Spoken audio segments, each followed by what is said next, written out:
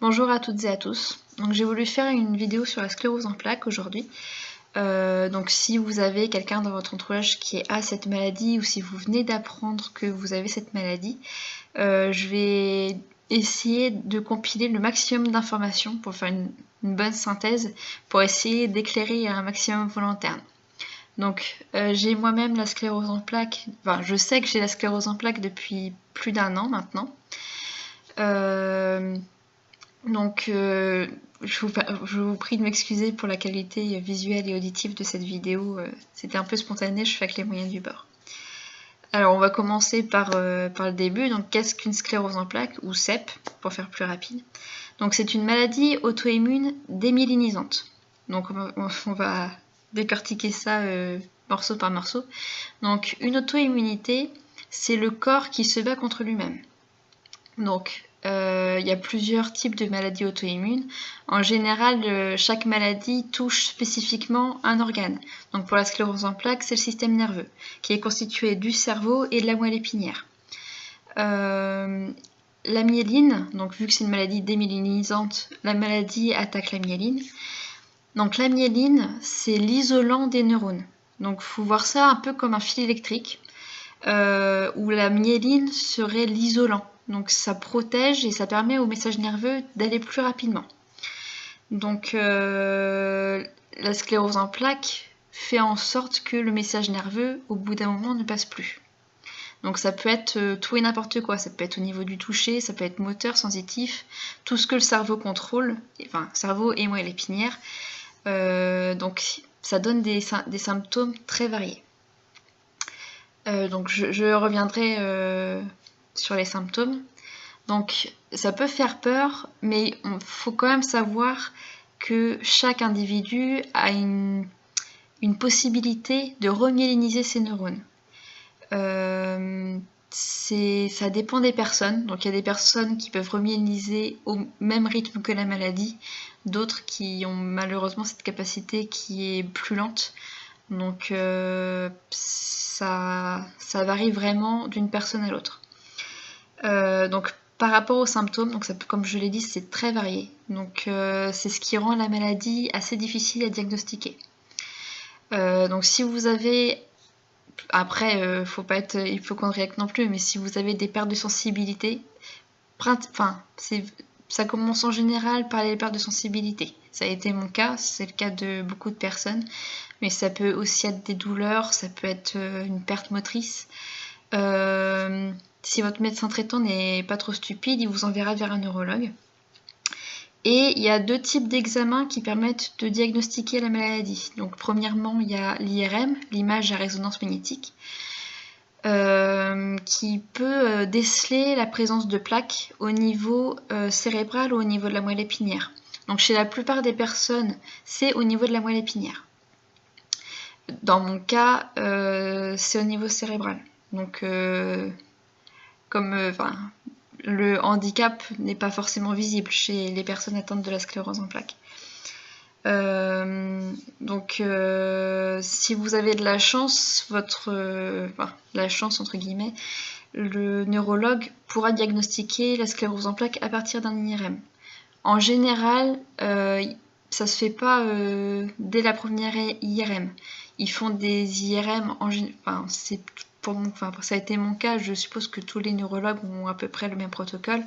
Des IRM tous les 6 mois, et au bout de 2 ou 3 IRM, ils peuvent comparer s'il y a plus de plaques, moins de plaques, voir s'il y a une progression relativement rapide de la maladie.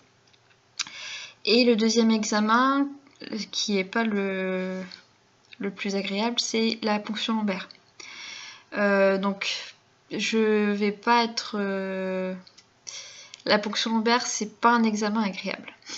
Ça donne une grande sensation de pression au niveau de la tête et dans le dos, et c'est relativement douloureux. Bon, on n'est pas à se rouler par terre, mais c'est vraiment pas agréable, donc je ne vous le souhaite pas. Il y a différents types de sclérose en plaques aussi. Il y a la rémitante et il y a la progressive. En général, on commence par la rémitante et potentiellement, dans plusieurs années, on finit par une progressive. Donc c'est dans le fonctionnement de la maladie. Donc la maladie agit par poussée. Une poussée, c'est l'apparition d'un symptôme.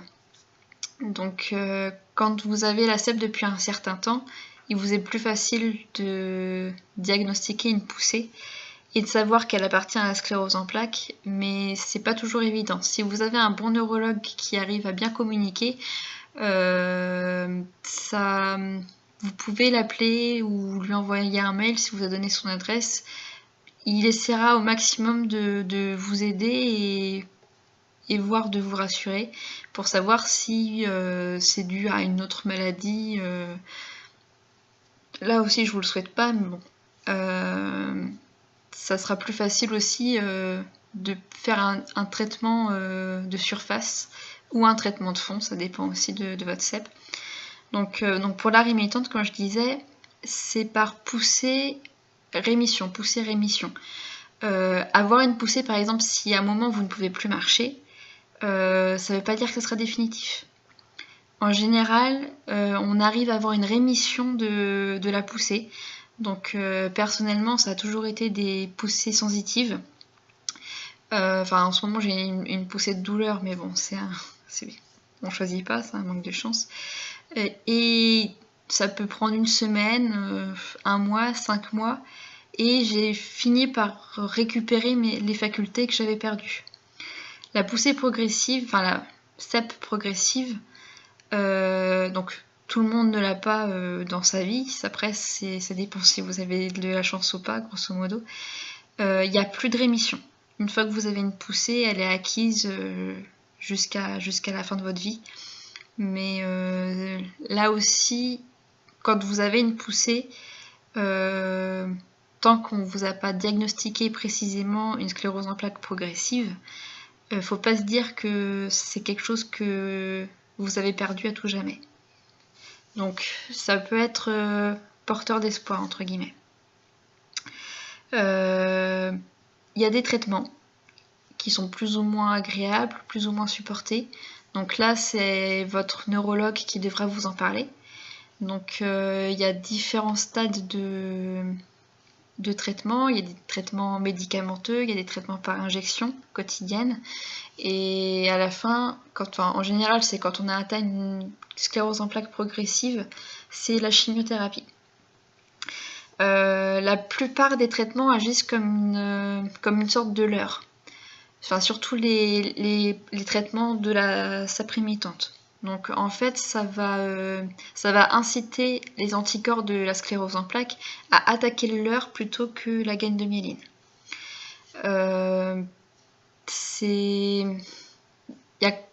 Il y a un facteur risque-bénéfice aussi qui n'est pas à négliger parce qu'il y a beaucoup d'effets secondaires. Donc les personnes le supportent plus ou moins bien. Donc là aussi, ça va être avec votre neurologue qu'il faudra en parler. Une question que beaucoup de personnes se posent, c'est pourquoi j'ai la sclérose en plaques. Donc ça n'a aucun rapport avec votre hygiène de vie. C'est une maladie multifactorielle, ça veut dire qu'il y a plusieurs choses qui ont enclenché cette maladie. Déjà, si vous êtes une femme, vous avez 3 chances sur 4 de développer la maladie. Si vous habitez dans un pays développé et donc pollué, vous avez plus de risques d'attraper la maladie.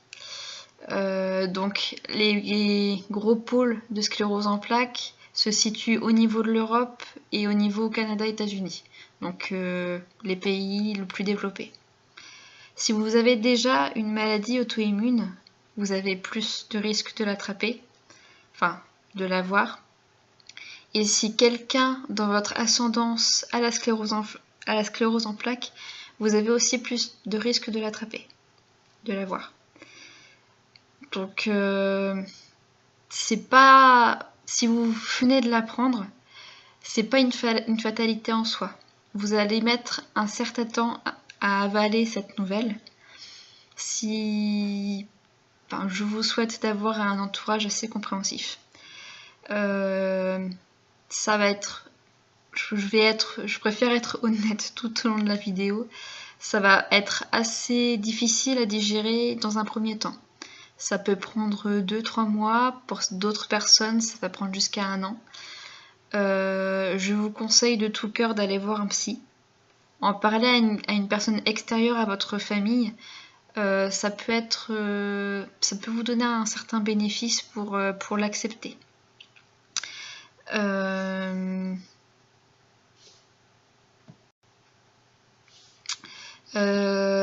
Si vous avez un conjoint ou une conjointe, si elle peut regarder cette vidéo en même temps que vous, ce serait bien. Il y a plusieurs choses que votre famille proche doit comprendre. Premièrement, c'est la fatigue. Sachez que les seules personnes qui pourront comprendre la fatigue qu'induit cette maladie, ce sont les autres personnes qui ont cette maladie. Il y a plein de communautés au niveau des forums.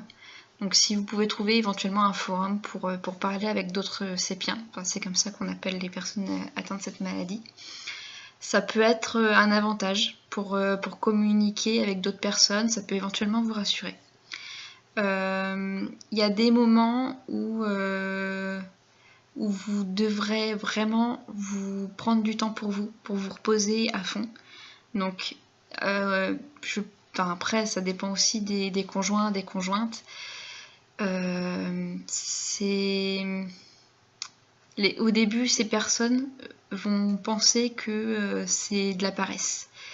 Ça n'en est pas. La fatigue, c'est parce que votre corps déjà se bat contre lui-même, mais essaye aussi de se reconstruire. Il y a une possibilité que vous ayez besoin de dormir 14-15 heures par nuit parce que vous êtes vraiment, vraiment très fatigué. Ça ne vous empêche pas d'avoir une vie tout à fait normale. Il n'y a rien qui est proscrit par rapport à cette maladie. Faites du sport, je vous y encourage beaucoup. Particulièrement de la muscu, si vous pouvez. Le fait de faire de la musculation, ça va renforcer les nerfs moteurs, et comme ça vous allez continuer à en fabriquer, entre guillemets, à renforcer vraiment ces faisceaux neuromusculaires et à perdre beaucoup plus lentement les facultés motrices. Donc tout est potentiel. Potentiellement, vous pouvez finir votre vie dans un fauteuil roulant, mais c'est pas obligatoire. Il y a des personnes qui ont quelques poussées en début de maladie et après, pendant 10, 15, 20 ans, n'en ont eu aucune. La fatigue, c'est vraiment l'inconvénient primaire à mon avis, de cette maladie. Donc, si vous avez un métier physique, je pense que ça va être assez compliqué. La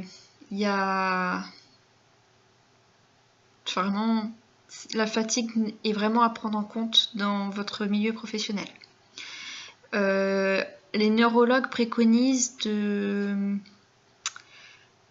prendre des mi-temps pour les métiers assez physiques, et pour les métiers du bureau, ils sont pas moins fatigants, mais ça vous permet déjà plus de vous reposer physiquement. Il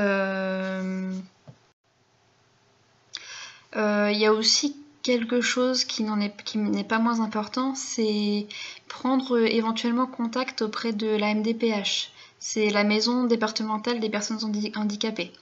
Donc normalement, il y en a une dans chaque département. Donc vous pourrez prétendre à avoir plusieurs avantages, entre guillemets, dont la reconnaissance de travailleurs handicapés. Donc ça peut être un avantage et un inconvénient. Dans les petites boîtes, ils peuvent refuser de prendre un travailleur handicapé par peur de manque de facultés ou... Bon, normalement, ils n'en ont pas le droit, mais bon, ça arrive tout le temps. Et dans les grosses boîtes, ça peut être un avantage. En général, les grosses entreprises avec un grand nombre d'effectifs recherchent des personnes à travailleurs handicapés, car à partir d'un certain quota, elles sont obligées d'en prendre. Donc, ça peut être éventuellement plus facile de trouver un travail. Il y en a qui pensent que c'est profiter du système, mais je pense que quand on a une maladie aussi chiante que la sclérose en plaques, il faut savoir aussi profiter du peu d'avantages qu'elle peut nous donner. Si vous avez des difficultés à marcher, c'est aussi la MDPH qui peut vous fournir une carte de stationnement européenne pour pouvoir vous garer sur les places handicapées. Ce qui n'exempte pas de payer si le parking est payant, bien sûr. Quoi d'autre? Honnêtement, là, c'est vrai que la vidéo est assez spontanée, je ne vois pas. Si toutefois vous avez des questions, vous pouvez toujours les poster en commentaire, j'y répondrai avec un grand plaisir. Je vous remercie d'avoir eu la patience de terminer la vidéo. Et si, comme je vous l'ai dit, si vous avez la moindre question, j'y répondrai avec grand plaisir. Donc si vous venez d'apprendre que vous avez une SEP, je vous souhaite sincèrement bon courage. Ne perdez pas l'espoir. Si vous êtes en plein dans une poussée, discutez-en. Ça peut être éventuellement une aide. Si vous souffrez, sachez que normalement votre médecin traitant pourra vous trouver des moyens pour vous soulager. Donc actuellement c'est mon cas, j'ai des petites douleurs de temps en temps. Bon, c'est pas tous les jours facile, mais malheureusement il faut faire avec. Donc bon courage et j'espère que votre entourage vous épaulera aussi bien que le mien le fait avec moi. Au revoir.